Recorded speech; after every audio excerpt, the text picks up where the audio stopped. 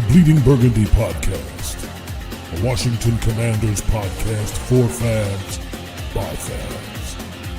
With your host, Jesse Martin. What are you talking about? You're out of your mind. John Taylor. We finally got professional football back. This is going to be fun. Scott Hartley. Yeah, thanks for having me on. Max Taylor. As long as you got Jaden Daniels, you got a chance to win. Spanning the eras of Washington football. Honoring the past. Commanding the future. And now, the world's worst podcast host, John Taylor. Hey, everybody. Surprise with a Labor Day edition of the Bleeding Burgundy podcast. Look, here's the deal. Everybody's traveling this week. The British invasion is coming. All of the UK fellas. Who's bouncing over there? All the UK fellas are coming over to see us to go to the football game. And really, most of them are going to go out and get pissed with Andy. But, so we're going to do the show today. This is our Giants preview. We're not going to have a show on Friday, and we're not going to do our show tomorrow because, I got a draft at 6 o'clock, and I wouldn't. Hey, same. All right, so there you go. It's draft week, man. So we got to be a little bit pliable. And really, as I can see right now, the thousands of you that are watching at home, I sincerely appreciate you. And if you've come in here from some other outlet, some social media outlet, come on over to YouTube, join the crowd, man. Come on in. Scott will talk to you, honest to God. He'll pretend like I'm even paying attention to you. And if we put you up on screen, I will. But that's enough out of me. Over here in our good seat here, it's my good friend from southeastern Virginia. There he is. I can't point with that finger. It's Jesse Martin. Oh, there he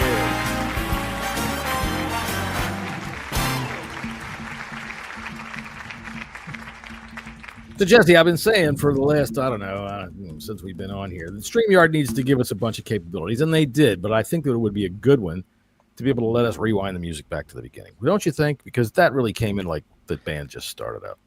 Obviously, the people at home have been disillusioned. We don't have an orchestra. No, not yet. Not yet. Okay. How are you, man? How you doing? How's your Labor Day? It's great. What did I do today? Oh, nothing. Hey, there you go. There you go. Nothing. Thank a union man. That's what you did.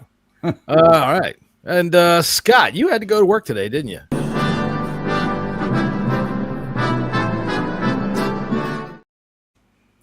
Yes, I did, John, yeah. Oh, shame. Darn. So I'll keep my bank holidays, mate, and the 30 days leave I get a year. Thank you very much. Cheers, Mr. Union Man. 30 days leave a year is nice. Look, I'll tell you what, you are going to be traveling all this week. You're coming over here to go to the game with us on Sunday, right? So you're flying, which really, I know you are a grouchy bastard. I can Yeah, I would like it if Karen would take a secret video of you the entire time so that we can see how many times you're telling somebody, look, mate, all I want is a pack of fucking gum. Yeah. I'm not paying $4 for a pack of fucking gum. Let someone stand up in front of Scott on the plane. Yeah. I don't care if it's your service dog. I'm allergic. All right. Yeah, everything. All right, so is the rest of the group flying with you? No, we're all on different planes. So obviously, the family-wise, yes, they're flying on the same plane as me. But the rest of them, No, he put his kids on. Air India. They're flying the other way. Oh my They've got a layover in Shanghai, don't they? Yeah, that's it. Yeah, but no, it's I think Scouse and Cam, I think, are in Friday. Burrows, I think, flies Wednesday with his crew. Neil Egan's in on Friday, I believe, and then there's a few others who are popping in here and there. Craig's in the same time as me. And you two are in the same hotel. We are, yeah. Yeah, so I pick up Burroughs and his family on Wednesday. I think they come in about 4 o'clock, and then back to Most Dallas of the on UK Friday. flights are in from 4 o'clock, aren't Yeah. they? To be fair, they're normally around mid afternoon flights. It would be funny if I made Cam and Scouse just take the metro, or so I should just take the metro to Dulles to pick them up. You see, the Like, thing come about on, that mate. though is Scouse's head would have to, we'd have to put a little extension on the metro tunnels. Come Well, on, man. Look, man. Now, yeah, don't be cruel. After all, he's flying in on a special plane. Jesus Christ. Wow, sir. I know that was terrible. All right, you know what? I'll tell you what. There's only one of those. That's planes. Captain Gustavo's plane, isn't it? Oh, No, that's a NASA plane. There's only one of them, and I saw it flying one day, way up high in the sky. That thing looks weird as shit. But and I mean, obviously, but as soon as we started talking about Scouts flying on a plane, obviously, there you go. All right, so I don't blame you for doing that, having your family on a plane, other than everybody else flying everywhere else, and it's good for us because if one plane goes down, we don't lose like our entire British family. Crew. That's good. just me. It's all right. It doesn't matter. It's fine. We gotta treat this like it. We got. I'm insured, John. It's okay. Three more Don't worry. planes. That's right. We got 3 more chances if one of them goes down. No. We don't want that's it. anything to happen to anybody. But you know what? The Bleeding Burgundy podcast is covered either way. But yeah, I'm looking forward to it, man. I've had my ears lowered. Don't look so homeless anymore. which Look is a little good dapper thing. there. Yeah. Come on now. I mean, look at that. He's got that widow's peak on the left side of his head. I was gonna Look at the say state of that. something. Look at the state of that. It's like I I was gonna might say have a something. stop. Glad I might have a John- layover in Turkey and party. get a new hairdo. Yeah, mate, leave me that inch there so I can pot it. Yeah, right. Okay. He looks like Eddie Munster if Eddie Munster was on this plane. All right. Anyway, Max, how are you doing? I just got off the grill, so I'm a little steamy. My hands got a little burnt up. It's great, but it's Labor Day. I didn't have to do anything all day, so it's okay. What were you cooking? Burgers and dogs. Oh, yeah, I did too. That's cool. I haven't had dog, but I've heard. Well, some people in the world eat it, but I've Popular in Korea, is it not? Little teriyaki sauce, and you can't tell the difference. little Make little teriyaki sauce. Teriyaki. They put it in our Chinese takeaways, so don't worry about it. It's fine. All right, you. Watch out for all of that. We've got to watch out for people out there that will cancel us for our horrible attitudes True. towards. No, that's actually a fact. But anyway, Well, I mean, look, Hey, well, they can eat dog for all I care. Twiz, Scott G, Valiant. What's up, Who else we got in the chat? James, Alad, Yam, James. Alad. Yam. Thanks for being Everybody. here. we're all in. Yeah, all right, I like that. All right, so let's see. What do we have here today? I did forget here. Now I got my stuff all out of line here. Did I play Scott's intro there?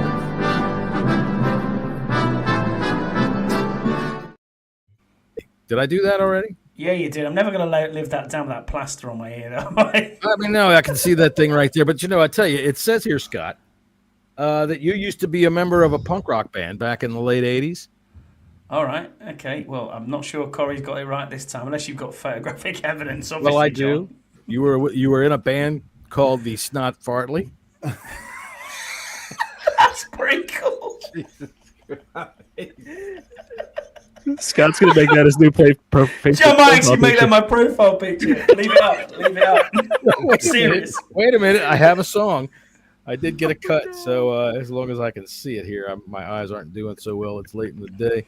And here it comes. Ready? Now, kids, don't try this at home.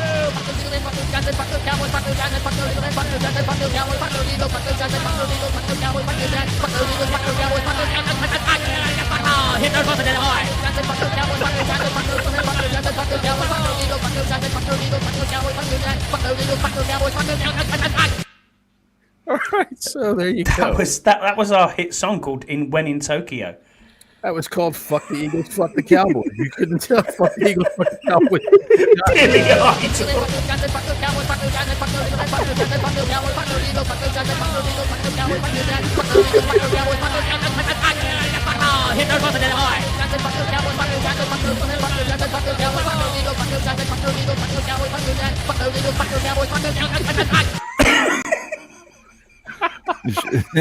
Y'all should have wrote a couple oys in there.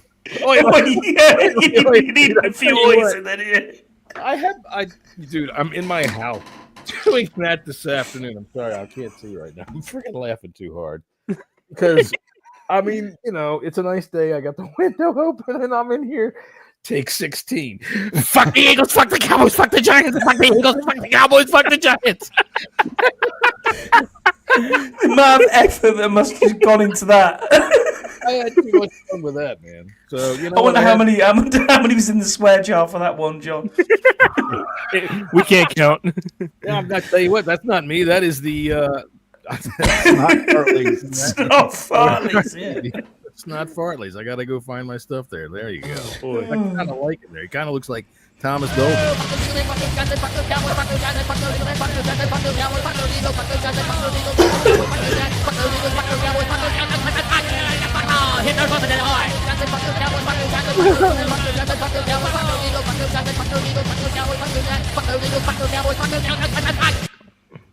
I even put my own backing vocals in there. All right. All right. Go on the website. That's right. Alex ready to burn. T-shirt. All right. That was fun. Anyway, so Scott, tell us about what it was like to go on tour with the. Oh, there you go. Oh, there you go. Max. We should tell people about their album. I bet we can make a hit out of that. Fuck the Eagles. Fuck the Eagles. Fuck the Cowboys. I was just a roadie, John. That's what it was. Yeah. Right now, I'm not counting on those because I was just singing a song. All right, so now we will pick up the actual serious portion of the show. We do have a football game coming up. Oh, for Pete's sake! All right.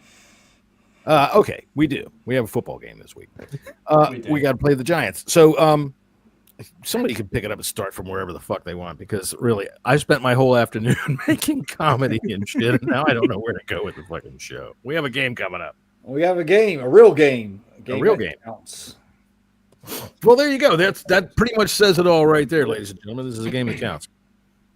That's it. The Eagles it is against the hated Giants. The hated Giants. It is. The hated Giants. We need to keep the streak going from when all the UK's guys come into town. I don't think this is going to be a runaway game by any means. Week one's always funny. Same. I think the first 3 weeks in the NFL is always funky. Picking week one sucks. Yeah, teams getting their.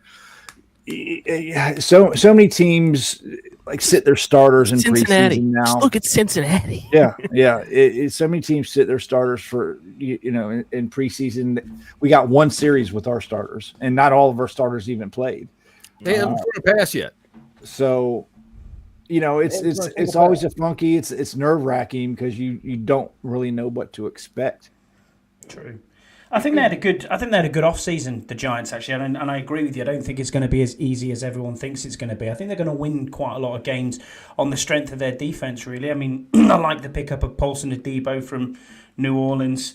Javon Holland was a good pickup again from Miami. They had a really good draft as well. And the thing about the Giants is that we know about their defense. It's what can their offense do? They're going to win games in spite of that offense. No, I'll tell you what, I don't think it's going to be in spite of that offense. Russell Wilson isn't dead, all right? He's better than Daniel Jones, or can we agree to that? Yes, I think 100%. We all can agree to that. So Cam Scatterpoop or whatever his name is, I don't care. Devin Singletary is not a bad halfback, fullback, running back. He's not a bad running back. They don't have bad wide receivers at all. Tyrone Tracy, though, is a very good running back. All right, Tyrone Tracy's an excellent running back. But I don't have too much on the hyperbole there. They're not bad on offense. They've got players. Malik Neighbors is one of the better wide receivers in the NFL, all right? Mm-hmm. Somebody that's going to go opposite him doesn't have to be great. And I think that Russell Wilson is the kind of guy. Oh, I mean, you saw it. He beat us last year. We were on a fucking win streak. Or I think Wan'Dale Robinson isn't awful. No, he can get open. He's a decent 2/3 wide receiver. Let's say even if Wilson sits down and they put in they put in Jackson Dart. Yeah. I don't think it's going to be all that bad. That's exactly where I was going with it, John. I think when you get to week 6 or 7, or maybe even week 8, and Russ is kind of cooked and done, and they want to move on, they then need to see, is Dart the answer, and have they got someone there? And from the preseason outings, I know it's preseason, he doesn't look too bad. So, yeah, I mean, ideally, if you're a New York Giants fan, you want him to sit all year and then go into next season to say, right, this is our QB moving forward. But I think they had a really good draft. I mean, Marcus and Bo's a good from Purdue's a good thing in the 5th round. Jackson Dart, obviously, we just talked about. Abdul Carter, yeah, you know what I mean, wrecking ball. But we'll wait and see. We'll wait and see what happens. We'll see what happens. We'll see if he's wrecking ball. Did they upgrade their offensive line, Max? Evan Neal's on IR, so yes. But I was just about to say, yeah, better than they did. All right, they went and signed John Runyon to play guard, so they have a decent John Runyon Jr. Okay, I was going to say, because there's been a John Runyon in the league now, it seems, for almost 30 years. Jesus Runyon Christ. Jr. All right, good. The left side with Andrew Thomas and John Runyon is a decent left side. Their right side, it's just going to be it's going to be a give and take on the day. But you guys are speaking high of Russell Wilson. I didn't think he played that well against us. It doesn't matter. He won. For the Steelers, I thought he was But he completed 50% of his passes. I understand that, but he won the football game on one of them at the end. Yeah, which that's the bottom line, right? Look who he was targeting. Look who he threw against. He targeted the GOAT. They won, I'm not going to go any further than that. Didn't they won nine games? All right, see you, Scott. Yeah, but 5 of those were with Justin Fields. Well, remember, Justin Fields started the first 6 weeks for them last season. Yeah, I still don't think Russell played that bad last year. Regardless of whether he played bad or not, I think he's got decent weapons to work with here. As long as we can get some pass rush on him, I think we'll be okay. I'm not afraid of him. You know, no. I don't think that they are a pushover by any stretch of the imagination. I think they're better than they were last year. But I also think that we're better than we were last year. I think Jaden is not going to be going into his first game and having to win with 7 field goals. No, but I do think we win this game on the ground, though. This particular I'm happy with that. I was going to say, do you think it's a shootout? I don't think it's a shootout. I think it's going to be a lower scoring game. Probably 24-20, somewhere in that range. In that 7-point window there. Being Terry hasn't, didn't have a full off season. I think we're going to see what's coming from the air is going to be probably a lot of short stuff too. Some stuff to Devo, but I think we do win this game on the ground. I am a little bit nervous about their pass rush. We did upgrade our offensive line, but I don't think I think it's going to take a couple weeks for us to really get our air game going. It'll take weeks. That's what happened last week. We weren't really gelling until week 3. Yeah. But, the thing with it, too, is for me, the key matchup is going to be Connerly against whoever they line up on the right side.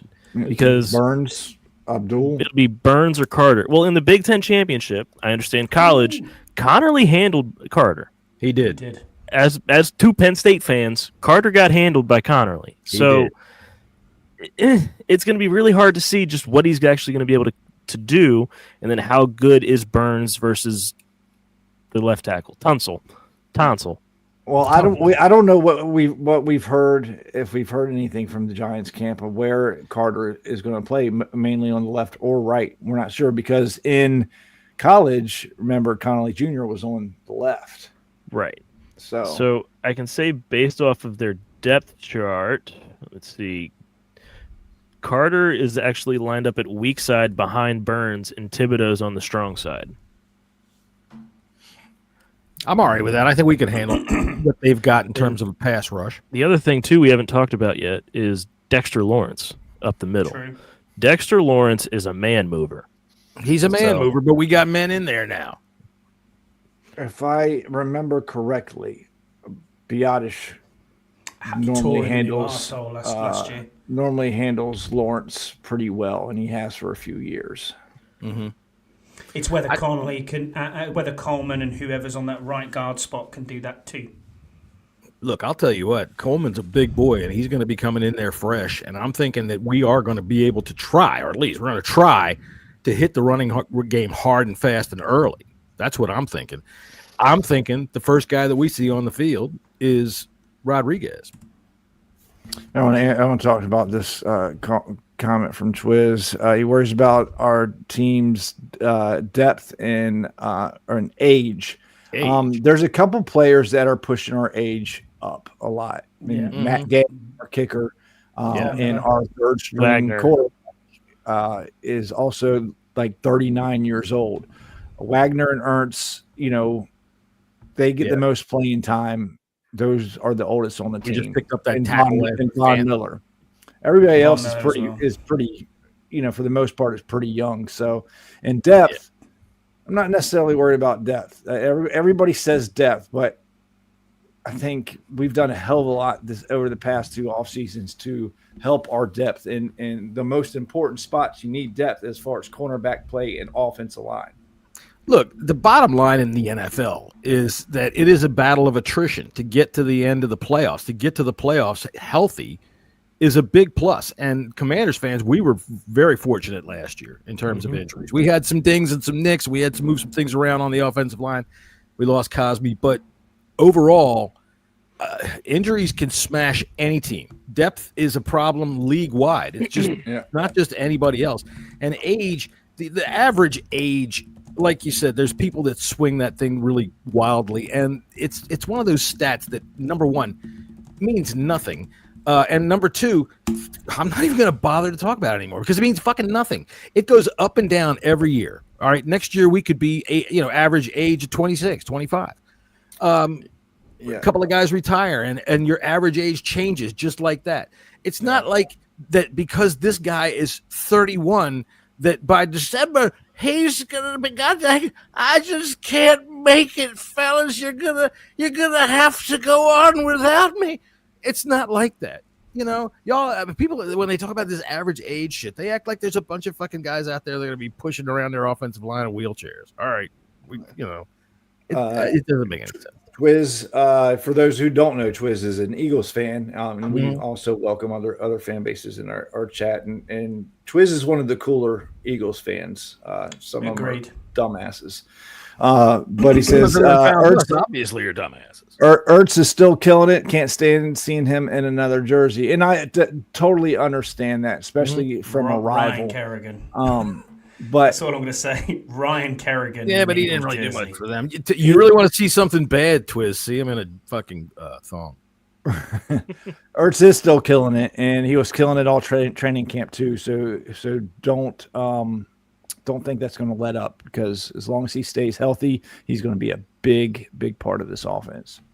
I don't, I am wary to say that Terry is going to provide much of his usual deep threat right now with his 4 speed, 4 speed, whatever it is, because of how long it's been since he's come in. I know he's worked out, he's done all this and he's done all that. I'm just hoping against that dreaded hamstring, and I'm thinking that a lot of our early first part of the season is going to be a lot of underneath stuff. Debo's not really a deep threat. If Lane can start to show it, then I think Ertz is going to have himself another solid season. Don't be surprised if you rely on him. Don't be surprised if we see Debo going deep. He was doing it all camp long. The thing with Terry, we've got to be aware of here is he never starts fast in the first game. He's never had over 50 yards in his Besides from his first year, he has. That's it. Yeah. Apart from that one, so I think that had a lot to do with quarterbacks too. I get that, but so you can't just. I think even if we get a slow start, then we get a slow start. That's fine. You know what I mean? From Terry, I think just win, guys. This is the first time in Terry McLaurin's career he will have the same quarterback in week 1 2 years in a row. Dude. Yeah, better shut your fucking mouth. That's why I knocked on wood. The powers that be don't play that shit. The show. The fates. They go. That's not wood. They're not going to put up with it. So hey, everybody, welcome to the show. Give us a like, give us a thumbs up, give us all the stuff that we would give you if you asked us for it. Hey, man, we do. So come on in and pay attention to us. That's why we're here. All right. So I kind of jumped out of order here in terms of what we're doing. So we'll just kind of go with whatever this is.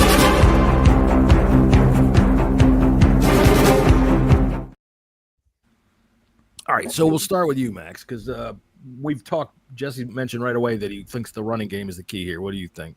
What's the battle plan to take us to victory against the Giants? It's to keep their offense off the field. Last year we struggled with time of possession. We put up 1 million points, but we couldn't keep the offense on the field. And frankly, to be prolonged success in this league, you have to have good time of possession. If we have these five play 75-yard touchdown drives, that's great. But now our defense is back on the field for 7 minutes. So.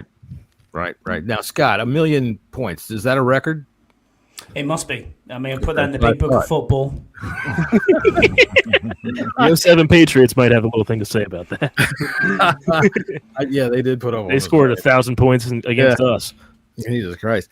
All right, so, Scott, where are you coming from on how we're going to win this football game? What's the battle plan?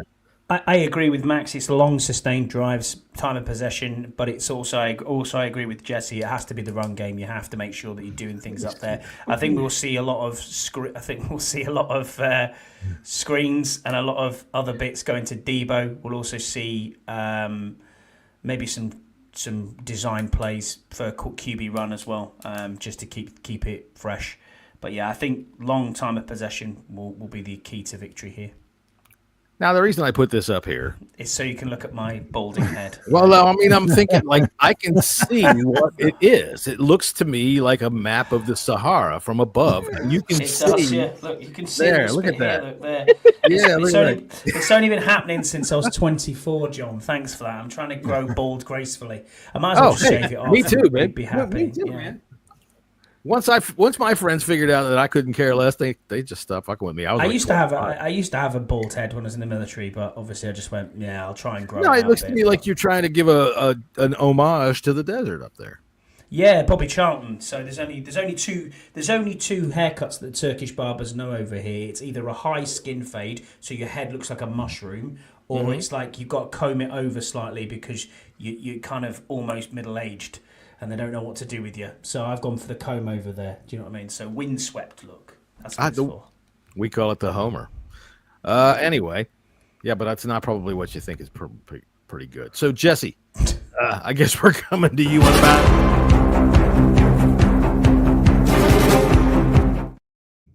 Make sure Max is awake. Go ahead, Jesse. What do we have to do to win this football game? Run the damn ball and stop the damn run. Period. That's it. That's pretty succinct. Would you be opposed to, instead of just like the classic run game, we started to do a lot of these little RPOs out into the flat and things like that? Sure. Yeah. Yeah. No, I mean, that's kind of like an extension. It can technically be an extension of the run game. But yeah. Didn't we watch Eric Bieniemy do that shit to no effect? Didn't you watch Cliff Kingsbury do it last year? To effect? That was Eric Bieniemy. Where's he coaching now? But you start talking to me about throwing the Bears. Yeah, he's at the Bears, isn't he? Yeah, he's the running Bears backs coach. Running backs coach of the Bears. No, I think first and foremost we got to stop the run, get the Giants offense off the field, and just establish the run game with us, whether it's with Krosky Merritt or Rodriguez or Eckler, or even sprinkle a little bit of Debo in there. I don't want Jaden to run unless he absolutely has to. And I really, really, really am curious on how our defensive line is going to, deal with the run game this year. I'm very interested in that. I think, I'm going to echo a lot of the obvious things. We have to stop the run because we've proven that we can't, and they're going to try to do it right off the bat. All right. And I think that we've gotten bigger. I think that we're going to be able to do it. And I think that Russell Wilson, what is he, in his 14th year now?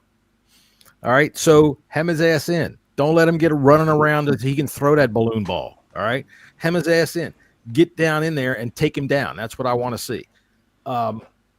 I want to see a pass rush. I want to see us create some turnovers off of that pass rush, whether we force him to fumble or whether we force him to throw a bad pass that gets intercepted by our new defensive backfield, right? The only one that's coming back that I know of is Quan Martin and Sandstrill, right? And see, that's one thing that I'm not necessarily worried about. Marshawn is – I want to see defensive backs. I want turnovers, right? I don't want to. I don't care. I don't want to see him doing all of this or anything like this after another incomplete pass. That's fine. Punt. It ain't a turnover. Take the fucking ball with him. I want them to stick that ball in Russell Wilson's face and say, "In your face, in your face." Right? That's what I want. I want him to just get a 15-yard penalty because Trey Amos is just a little overexcited on his third interception. Well, keep in mind, too, just because of that, I'm going to use your least favorite words. The officials this year have been told a point of emphasis is unsportsmanlike conduct.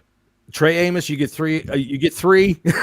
You can say in your face, and I will go buy a Trey Amos jersey on my way out of the stadium if you can get 3 interceptions. That's a fact. I'll hold him to it. I want to see turnovers. I want to see Quan Martins come up and force a fumble on a big stick on a tight end that they think that they can sneak out in there.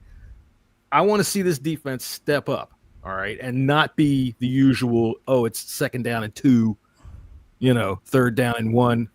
I don't want to see that. I'd say one thing I do want to see in this game, John, is special teams, man. I want to see them do better. Oh. Well, I did notice in the 3rd preseason game they abandoned that frickin' pooch kick. They were obviously doing something in the 2nd preseason game. And I think it was Larry Izzo said, let's fucking see if we can give John. Can we also just talk about something that the 4 of us want to see for this game? And is that the people in front of us to sit the fuck down? Oh, thank God, please. Jesus. Yeah. Man, I am going to go wild if someone's just like, I kind of just want to touch on a point that the chat's having. They're having a discussion about fans in certain areas. In my area, other than Commanders fans, the Steelers are everywhere. Steelers fans are everywhere. I live with 4 of them. It's fucking crazy. It doesn't make sense. I got a Cowboys and an Eagles fan across the street over there, but that's all right. Next is probably the Cowboys, but there are there are obviously more Commander fans, but second amount is definitely the Steelers, and then surprised you're not overflooded with Carolina fans. No. This area has all been predominantly Skins fans, and it's been military too coming in. You got to remember the Steelers and the Cowboys are the biggest fan bases around the country, because when the NFL became a television staple, they were the teams that were good. They were going to the Super Bowl, so they were on frickin' national every Sunday. Yeah. So they got more bandwagon fans across the country that have never been to Pittsburgh or have never been to Dallas ever that follow their team and have taught their kids how to follow their team, and then now taught their grandchildren how to follow that team, and they've all voted for Donald Trump, and now it looks fucking dumb. This is a military town too. I got Air Force, Army, Navy, all around here. So it is very in and out. People stay around here, after they get out of the military. So we've got 7 Commanders fans at work, which is pretty cool. And then I think I've seen a few Las Vegas fans, and I was like, "Way Raiders!" And they were like, "What?" And I was like, "Oh, you're wearing it? You're wearing it for fashion, then? Okay, cool." Well, what was it? 10 years ago now, when I was 19, I was in the mall one time, and I saw a guy trying to buy a snapback hat to match his shoes, and he was trying to buy a San Jose Sharks hat, and there's a part of me that wanted to ask him if he could point out where San Jose was on a map. They probably couldn't tell you.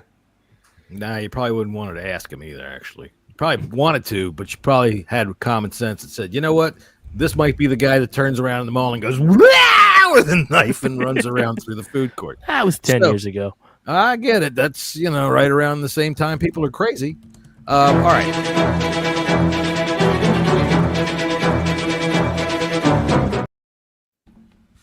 As you can see, somebody fucking blew up our goalposts.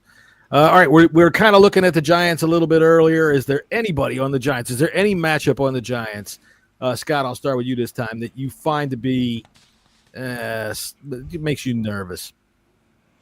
Well, yeah, the obvious one is the offensive line against their defensive line as a whole. I mean, they are stacked. It's probably going to be one of the best defenses in the league by a long way. As I said before, I like their back end as well. So don't Paulson Debo's great. I think he's very good. Scott's watching the combine way too hard when they start to bend over. That back end. That back end is hot. All right, Jesse, what about you? What's the matchup that you're looking at that makes you kind of look your eyebrow up a little bit and worry about? What's on the Giants that gives you pause? Yeah, it's pretty much the trenches, man. It's the trenches. It's offensive and defensive lines on both sides. I think because even though we did a whole lot of work, we're going up. Our first week is a banger, man, because that defensive line is really, really good in New York. So even when they suck, they've been able to. It's our rival. It's our biggest rival. I don't care what anybody says about the Cowboys. This is the team that gave us our headaches when we were our best. Go ahead. Sorry. And then can our defense, handle their offensive line? And that doesn't necessarily make me as nervous as our offensive line, even though I think our offensive line is a lot better. It's just we haven't seen them. We haven't seen them play. So, right. I think Neighbors. We saw them open up some big preseason holes. Yeah. Second thing is Neighbors just containing. If we can contain Neighbors, I think we can stop their offense. Sorry, Jesse, one Max. thing, please. All right. What'd you say, Max? Jesse's stealing my thunder because he's just going to name the entire damn roster. That's okay. Look, I can echo the same thing. I wouldn't say worried so much. I feel pretty good about our offensive line. I like the way it's stacked up. They're big, and I think that they'll be able to work well together. They're well coached, and they've got good veterans out there. And look, if anybody starts to falter, Andrew Wiley's been playing really well. Yes, I wouldn't mind putting him in. If somebody falters, if somebody, I think he'll actually be our starting right guard. After so? Max, I have something off the wall that's a little bit worrying. But go ahead, Max. Well, I just want to talk about our corners, just because we're not worried about them as a whole. But you have to remember, it's Amos's first game. It's Malik Neighbors, but it's Amos's first game. Mm-hmm. Do you guys remember how bad Sanders still looked last year in Week 1? Well, he was out there with Mike Davis and Benjamin Saint. He was also a rookie corner, and he looked. It wasn't them that were missing their zones. It was Sanders still 20 yards away from where he was supposed to be. Oh, I'm sorry. I thought that was the guy that had Davis on the back of his jersey right in front of us. Roasted again and again and again. Well, yes, he got roasted in man coverage, but in Week 1, Sanders still several times got burnt in zone coverage. Okay, that's fine. But what I'm saying is that the people that are out there with him on the field this time, that are going to be out there with Amos, are a much different breed of people that are out there than they were last year. They are a much different set of players. They're much better in terms of what they're doing. They're much more veteran leadership out there that knows what they're doing. And Sanders is a much different player than he was in Week 1 too. I get that, but what I'm trying to say is that it is Week 1 for Trey Amos, and if we're going to talk up Russell Wilson as much as we're going to, and if we talk up these receivers, we got to also keep in mind we have a year 1, game 1 corner out there that could get a little exposed in Week 1. Well, you'd hope the safety would give him a bit of cover, though, wouldn't you? We've got players all over the field in terms of the secondary, and again, the leadership that we have out there as compared to what we had last year, it's miles above in terms of veterans that are out there that are able to know what's going on if he starts to have a little bit of trouble. I mean, what's Mike Davis going to do if he sees Sanders struggling? What's he going to do? I just look at he's just going to go over and give him some advice. I look at camp Emmanuel and say, Ford showing up. You know what? Look at camp and go, hey, how has he produced during camp? No one said a bad word about him. And I think to myself, look at where we are with what we have at that. If Noah I is your fifth choice corner who was starting games last year, we're going to be okay. You know what I mean? We're going to be okay. I think so. And that's the thing that gives me the most confidence about that is Jesse, if he struggles, there's a different set of players out there that can see it. Jesse, you got something. Yeah, one thing that makes me just a little bit nervous is coming off that NFC Championship. Just a touch nervous that maybe they're just a little full of themselves. They might be. I think their camp was. Don't want to say like it was a weak camp, but it wasn't didn't have as much oomph as I think it should. They didn't hit all that much. It just wasn't. I wish it was a little bit more harder, I guess. It was a light camp this year. It was I kind of agree that they might be, reading their clippings, I guess, because that one drive that they had in the Bengals game, they went right down the field. right? Jaden scored without a problem, laughing all the way into the end zone. So, yeah, maybe they might be set up for a little bit of a fall. And I'm not super worried about it. It's just like a little tickle in the back of my head. It's the Giants and it's a divisional game. But the thing about it is I think that Jaden has shown that he's grown into a leadership role this year, vocally and out on the field in terms of his play and what he's going to bring to the table. Last year when we were going to this game, nobody had ever seen him play in an NFL football game. Yeah. Right? And now we have. And let's hope we don't see him get his rib, hit again. And I know what Quinn was doing. He was being that we do have a little bit of an older team. He was trying to protect a lot of the veterans that are on a team by not having, the intensity of the camp wasn't as high as it could have been. There's no question for their jobs.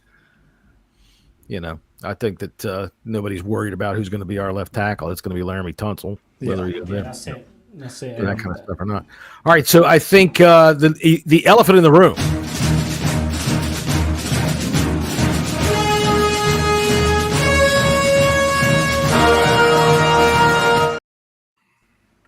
The elephant in the room this week is that I can't really think of an elephant in the room. However, we're going to have ourselves a good time Friday. We're going to run around the museums and act like a bunch of tourists for a little while.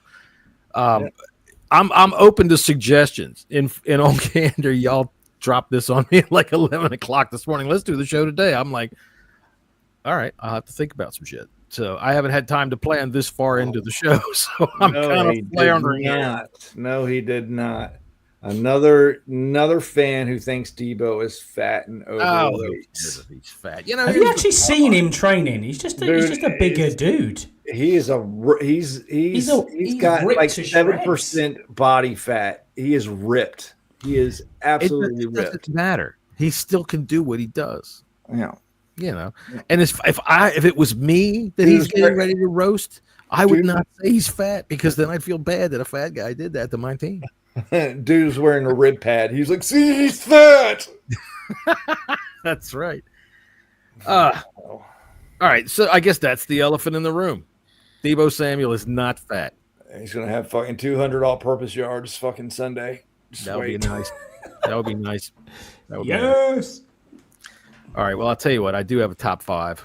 We'll get to that since I'm really kind of floundering here. I don't have a whole show prepared. I didn't know about. So we have let's see, we all missing something. What are we doing? We did recon. We got to do this.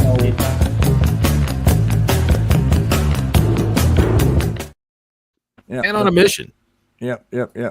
That's what we forgot. See, there we go. We're getting into the season now. All right, so we'll start with the man on a mission, Jesse. Who's going to have a big game for us to win? I'm going to say Frankie Louvu. And this is about Jesse's quit looking at my notebook. This is about not only rushing the passer, but involved in stopping Russell the passer. I heard you. Stopping the run too. I want to see Frankie alive and active from snap one. All right. What about you, Scott? Who's your man on a mission? My man on a mission is Noah Brown. I think we need to see something out of the other wide receivers because I just don't think Terry's always a slow start and doesn't have that chemistry as yet with Jaden Daniels, so we're led to believe. So we need someone to step up and take the mantle. So I think we need a big game out of the other wide receivers, but I'll go Noah Brown. That's a big, bold pick because I think the first thing we got to see out of him is him. Twiz, I hope he does that every time y'all do that stupid-ass tush push. Oh, yeah, man. I'll tell you what. If you're going to do it, you're going to have to expect it. I'm going to say it again for all of you people that are going to cry about the tush push. You got to stop it. All right? It's not a bad play. I don't care what anybody says. You want to watch it play. Is whatever it is. It is. It's a football play. It's a football play from the freaking origins of football. But the bottom line of it is the only way that you can stop it is you've got to be able to get Hurts by the head and up here and push him backwards before he can burrow down in. Break his neck. You only turn into John. See what you're making me do? You're turning me into you, John. I don't tell anybody to break anybody's neck. Yes, you do. Break his fucking leg. Well, I mean, a leg isn't going to kill anybody. Bring Eddie Goldman in just to shore it up. That's what you need to do. There you go. We need that. That's who you need. That number 53 on the roster that gets thrown out of the game. Just go in there. I don't give a fuck. Just once he throws the ball, just club him in the fucking head. But seriously, that's Twist the his way that nuts, you check stop. his oil and fucking get him on the game. It's not about trying to hurt him, but he's got everybody's in front of him. He's got 1,000 pounds of fucking human beings in front of him, right? You're gonna have to try to knock them down, but you got to get him before he gets behind him pushing him. right. That's But once he gets his head down, that's why they call it the tush push, because his ass is up in the air and they just push it. Once he gets his head down, it's over. So you got to get him up high and wrench his neck. Do you think there's been a They can time go backwards? You got to do like Steve Irwin with a fucking crocodile before Do you think there's been a time Right. where Nick Dundee. who's gotta- their right tackle? Lane Johnson. Johnson. He gets behind Jalen, and his thumb actually slips when he's pushing him in the butt. Ooh, I've never heard Jalen fart, but then again, I've never been to a place where he is, so I can't say. All right, let's see here. Max, who is your Twist? You're getting this all bent out of the show here. Way to go. His new name is Twist Up the Show. All right, Max, who's your?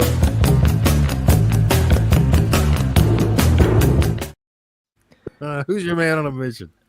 Because we don't know, whoever's going to be the running back that gets the majority of the carries, just hold the ball. That was our biggest issue with Brian Robinson, is he always would fumble the ball. Just hold the ball. Hold the ball. Don't fumble the ball. Mr. Eckler's been a fumbler. Last time we saw him, he had a bad fumble. If it's Rodriguez, if it's Bill, if it's McNichols, if it's Eckler, just hold the damn ball. Yeah, make sure you get your yards. My man on a mission. I'm going low-hanging fruit here. Matt Gay, you better make your fucking kicks. You better make your fucking kicks. There you go, Scotty. There's $2 in the can. There's $3 for Matt fucking Gay. There's $4. I might as well go for an Abraham Lincoln 5. Matt fucking Gay, make your kicks. There we go. That's my man on a mission. Matt Gay. He's going to be on the down low, making his kicks. I'll take another one, and Joe Witt Jr. Joe Witt Jr., man on a mission. Better, I want to see some turnovers, man. It's got to do something. He's got to show something this year. Oh yeah, he's on the. I think he's not on a hot seat. Oh, he's I on think the he's warm seat. Warm. I It's think getting He's on the he's warm seat not. right now. If it doesn't get better, I would be willing to bet that Dan Quinn takes over play calling midseason. Mm-hmm. All I know is that he came in here on a promise. When he got hired, we make turnovers. Did you see what the Cowboys just gave that cornerback? That $96 million. right, right. They wouldn't Micah.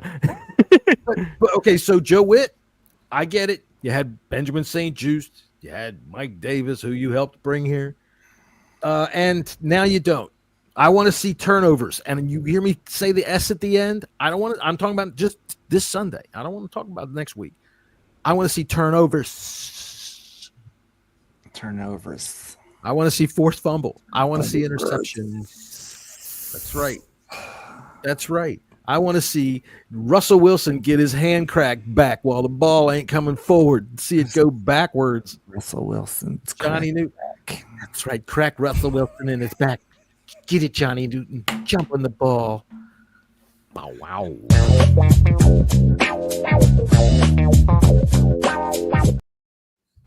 Give it Russell Wilson.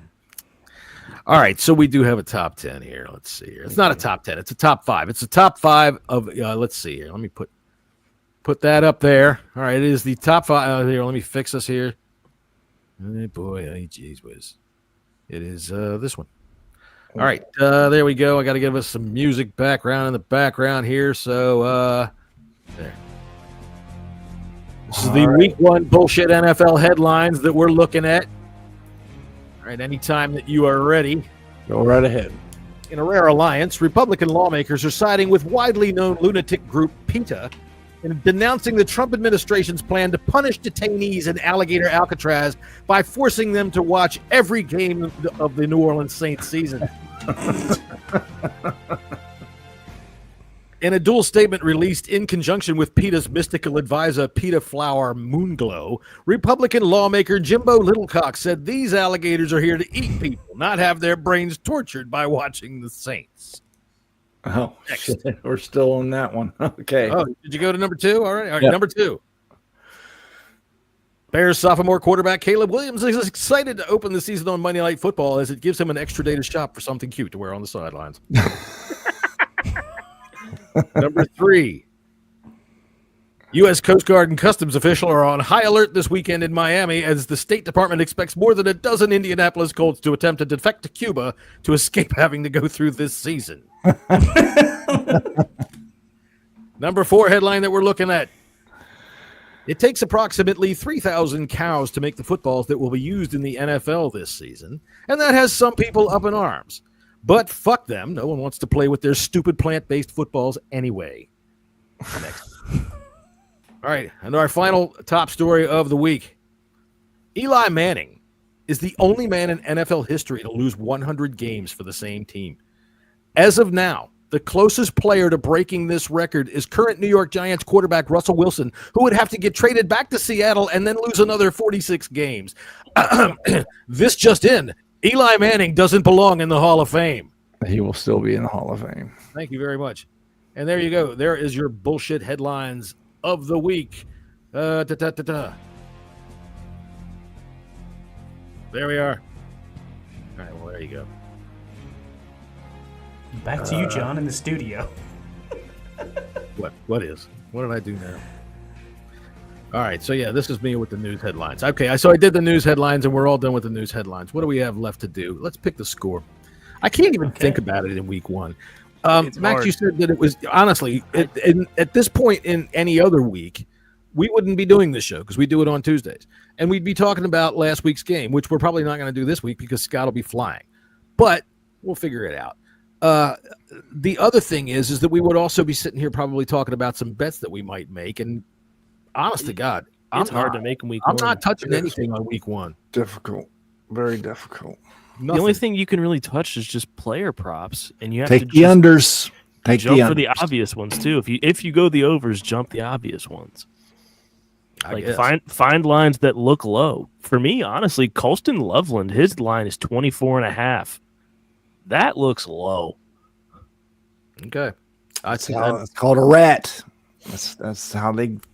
That's how they. Week 1 is a liar. Yeah. You can't trust it. I don't like it in terms of how, in any regard of that way. And the other thing that'll happen is whatever happens in week 1, people are going to come back next week and be like, oh, this is what this means, and this means, and this means. And week 2 is just as fucking weird because week 1 lies. So, unless the Commanders win, and then we're going to the Super Bowl, baby. That's that. Me and Scott already think that. So, Scott, you guys picked us to the Super Bowl? yes, you were here for the show. Against sorry, the Ravens, DMV Super Bowl. Okay. Scott and I know had the exact same thing. At the end of the show, I was going so fast it was ridiculous. I'm sorry. I'm the world's worst podcast host because I am pressed for time. I don't have time to do everything that we need to do. So I can plan out like the first 20 minutes of the show. It's also just a really good lineup of games for week 1 this year. Okay. Because, I mean, after ours at the 4 o'clock window, I mean, Detroit and Green Bay are playing. Micah Parsons is going to need a back injection to play, by the way. Yeah. Ew. Yeah. An underrated one for me is Houston and the Rams. That's at 425 as well. Dude, talk about needing something to do with your back. Matt Stafford, I think, is going to have his back removed for the season and have it put back in February. And then Sunday night, Baltimore and Buffalo. That'll be fun. But again, week 1, it's weird. Sometimes you get good games with those kinds of things. Sometimes you don't. We get the San Paulo game. That's Friday night. It's Friday night. Everything's Chargers hard. and the Chiefs. We got Eagles, Cowboys on Cowboys, Thursday. yeah. Right. Yeah. And then Friday night, we've got football on. Man, shoot, I think the Eagles The are gonna win like 50. Oh, 55 the Eagles are going to in. It's belt to ass on Absolutely. game. On Thursday it is, 100%. I mean, if that's not a 30-point win to the I mean, Eagles, Saints look, we strong. might get a new gotta face tell you. just from Brian Schottenheimer. Just I don't know, man. I think that you got that rookie coach coming in there. Nobody's giving them a chance. They don't fucking have anything that's going on their side, and they are going to surprise people and lose 37-7. I was about Take to it from say, me. if you were going to pick the Cowboys to win, If it's a 44 under, baby, let's Got to go. get the book out. All right. Let's see here. Once again, reminding everybody that Scott, if you can find it in your record stores, it is a rarity. It is not Fartley. I think this was about 1979. Scott was just a young lad, and we'll play this song one more time. Give him a little bit of. Here we go. This is actually, I kind of like it.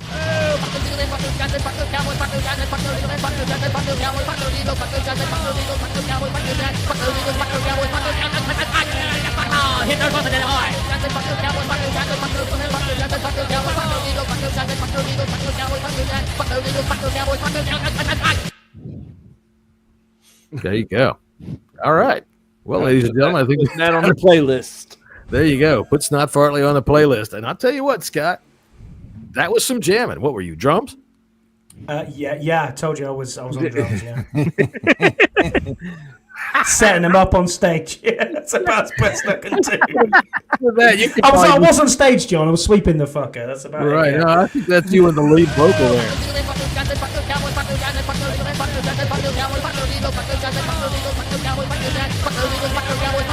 We're out of here.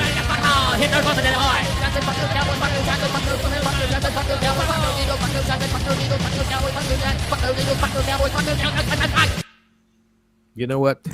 Here's the fun part about living in my house is that since I recorded that this afternoon, I've probably played it back because I got to listen to whatever, all my shit in there, make sure I do it right. And I get these things jammed in my wife's head. Your poor wife. I know.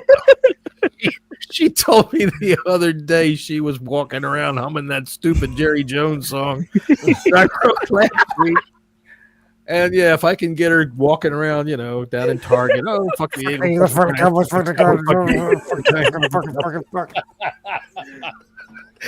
That should be our new outro song. All right then. Well then, unless anybody's got anything left to go with, Well, No, we win. I'll I see think we're you gonna in win. 3 days' time. yeah, we didn't do our prediction. Go ahead, Jesse. All right, First. I'm gonna say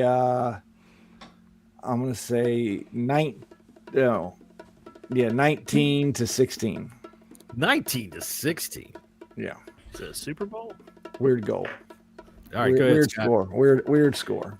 27-16 Commanders. 2 16s. Go ahead, Max.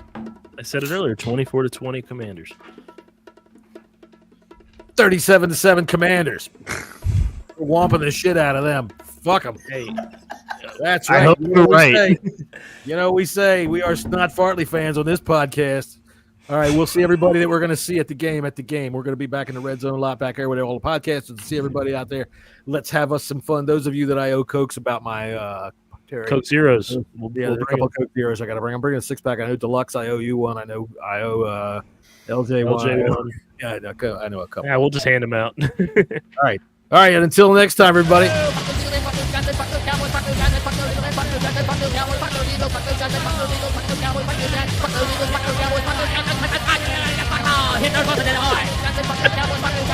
Later, everybody in the chat. Thanks for being with us.